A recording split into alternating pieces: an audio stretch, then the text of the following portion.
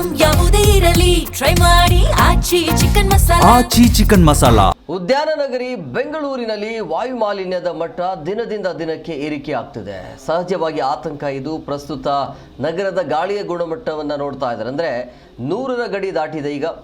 ಅದರಲ್ಲೂ ಬೆಳ್ಳಂದೂರು ಮತ್ತು BTM ಲೇಔಟ್ನಲ್ಲಿ ಪರಿಸ್ಥಿತಿ ತೀವ್ರ ಕಳಪೆ ಆಗಿದೆ.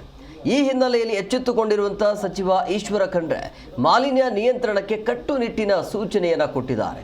ನಿಯಮ ಉಲ್ಲಂಘಿಸಿರುವವರಿಗೆ ನೋಟಿಸ್ ನೀಡುವಂತೆ ಅಧಿಕಾರಿಗಳಿಗೆ ಆದೇಶಿಸಿರುವ ಸಚಿವರು ಶೀಘ್ರದಲ್ಲೇ ನಗರದ 28 ಶಾಸಕರೊಂದಿಗೆ ತುರ್ತು ಸಭೆಯನ್ನು ನಡೆಸಲಿದ್ದಾರೆ.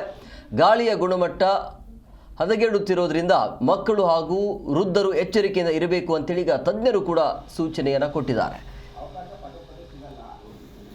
ಜನಪ್ರತಿನಿಧಿಗಳು ಕರಿಬೋದು, ಎಲ್ಲ MLAs ಅವರಿಗೆ ದೊಡ್ಡ ಮಟ್ಟದಲ್ಲಿ ಒಂದು ಮೀಟಿಂಗ್ ನಾವು ಒಂದು ಪಾಯಿಂಟ್ಸ್ ಮಾಡಿಬಿಡ್ತೀವಿ, ಎಜೆಂಡಾ ಪಾಯಿಂಟ್ಸ್ ಮಾಡಿಬಿಟ್ಟು ಚರ್ಚೆ ಮಾಡಿಬಿಟ್ಟು ಏನೇನು ನೋಡಿಕೊಂಡು ಒಂದು ಸಲ ಫೈನಲ್ ಮಾಡಿಬಿಟ್ರೆ ಒಂದು ಅವರಿಗೆ ಅವ್ರ ಕಡೆಯಿಂದ ಒಂದು ಡೈರೆಕ್ಷನ್ಸ್ ಕೊಡಿಸ್ಬಿಟ್ರೆ ಏನೇನು ನಡೀತಾ ಇದೆ, ಆನ್ಲೈನ್ ವರ್ಕ್ಸ್ ಏನು ನಡೀತದೆ, ಎಷ್ಟು ಟೆಸ್ಟಿಂಗ್ ನಡೀತಾ ಇದೆ, by that time should get all the details.